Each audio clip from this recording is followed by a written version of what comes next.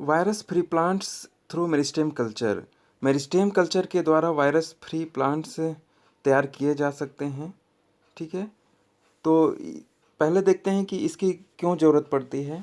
तो vegetative propagation वाले पौधों में वायरस जो है नए पौधों में ट्रांसमिट हो जाता है। वेजिटेटिव प्रोपेगेशन अर्थात जो जैसे पोटैटो में हम किससे उगाते हैं नया पौधा, ट्यूबर से।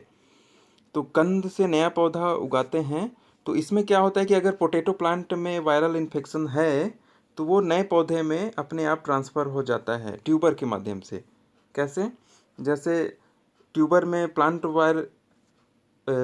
पोटैटो प्लांट में वायरस इन्फेक्शन है, तो उससे ये पोटैटो ट्यूबर में भी आ जाएगा, जो उस पौधे में ट्यूबर बन रहे हैं, यानी आलू जो बनते हैं खाते हैं जिसको हम, क्योंकि उसी से हम नया पौधा उगाते हैं तो उस नए पौधे में भी वायरस संक्रमण हो जाता है।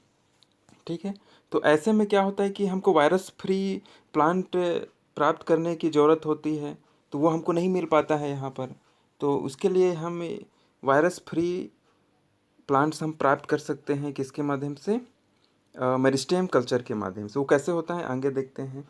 जनरली धान और जो बहुत सारे सब्जियां उगाते हैं वेजिटेबल्स, उसमें ये समस्या नहीं आती है, जो कि सीड के माध्यम से हम उगाते हैं। ठीक है, तो ये समस्या नहीं देखी गई है कि अगली पीढ़ी में वो ट्रांसमिट हो जाए क्या, ये वायरल का इन्फेक्शन। ठीक है, यहाँ पे जैसे ट्रांसमिट हो जाता है, तो ट्रांसमिट होने यानी अगली पीढ़ी में जाना वायरस। ठीक, तो कई फलों वाले पौधों में भी इसकी ज़रूरत पड़ती है, किसकी, मेरिस्टेम कल्चर के माध्यम से नया पौधा तैयार करने की। और इसके माध्यम से हम नए आलू भी बना सकते हैं जो कि वायरस फ्री हों। ठीक है, तो हम यहाँ पर देखते हैं कि कैसे बनाया जाएगा मेरिस्टेम कल्चर के थ्रू, आखिर कैसे हो जाता है ये।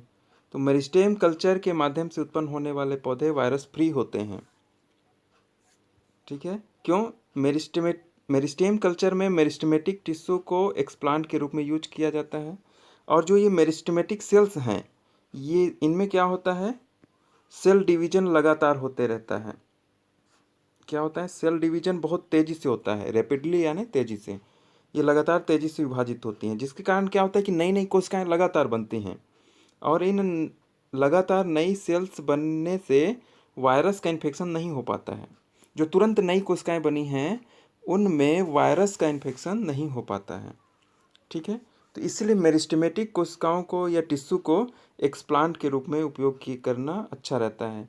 इससे ये फ़ायदा होता है कि हमको जो एक्सप्लांट मिला है उसमें वायरस का इन्फेक्शन नहीं हुआ है। अब उस एक्सप्लांट या टिश्यू से हम नया पौधा तैयार करेंगे तो उसमें भी वायरस का इन्फेक्शन नहीं होगा। ठीक है, तो ये एक्सप्लांट लेते हैं मेन। बाकी प्रोसेस टिश्यू कल्चर या माइक्रो प्रोपेगेशन के जैसा ही होता है।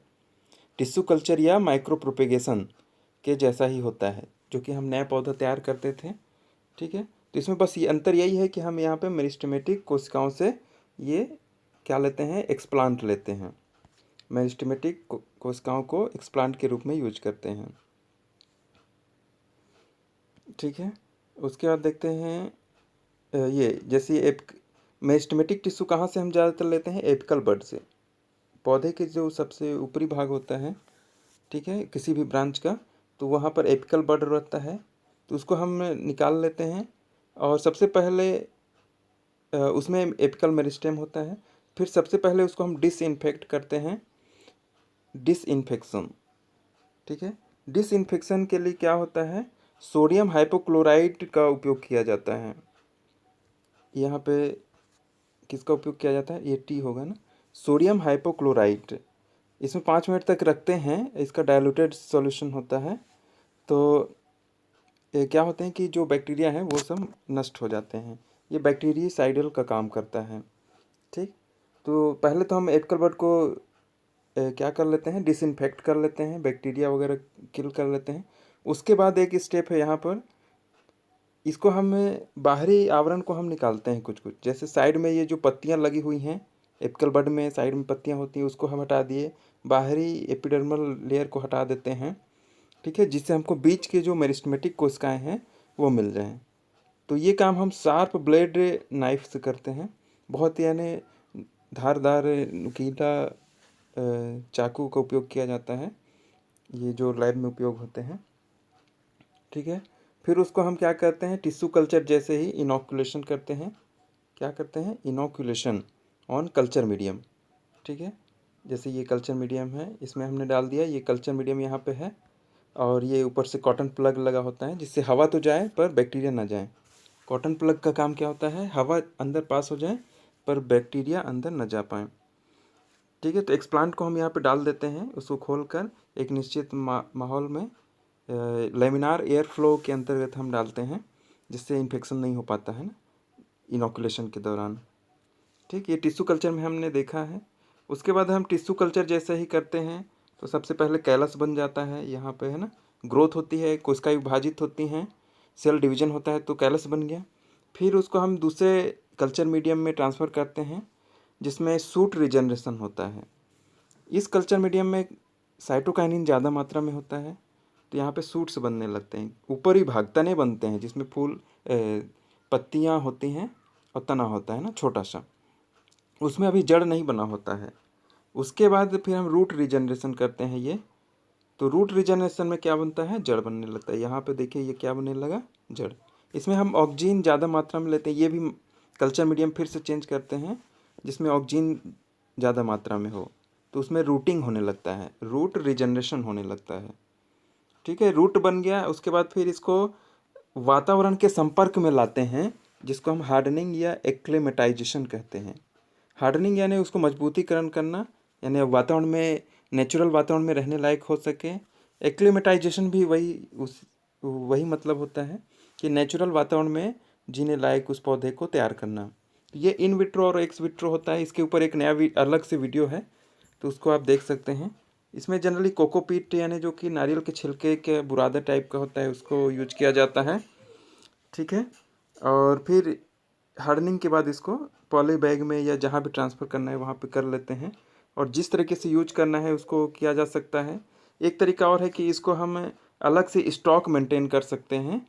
ठीक है, वायरस फ्री स्टॉक हम मेंटेन कर सकते हैं।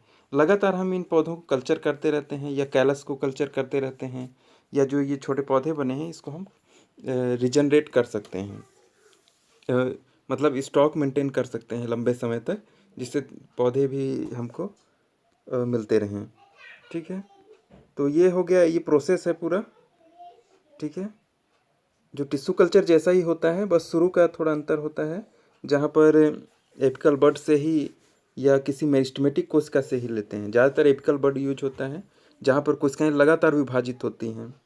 ठीक है, तो मेरिस्टेमेटिक कोशिकाओं से मेरिस्टेम कल्चर किया जाता है। ठीक है, जिसके कारण हमको वायरस फ्री प्लांट्स मिलते हैं।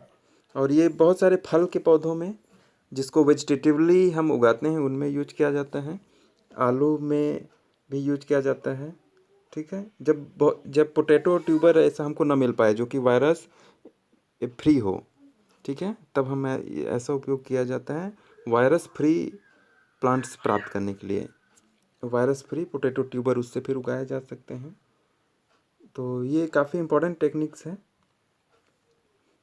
तो इसके बारे में इतना ही देखते हैं।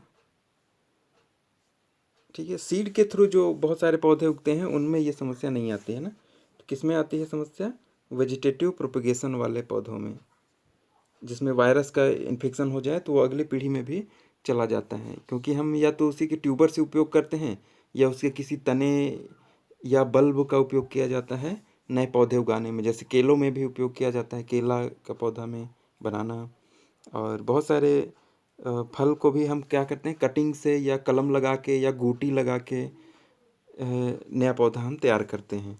तो उसमें वायरस फ्री प्लांट होना ज़रूरी है, तो उससे फिर हम जब बहुत सारे नए पौधे तैयार करेंगे तो वो भी वायरस फ्री होंगे। ठीक, तो इसका काफ़ी इम्पोर्टेंस है, और ये मेरिस्टेम कल्चर के थ्रू बनने वाले पौधे वायरस फ्री होते हैं। तो इसमें हम इतना ही देखते हैं।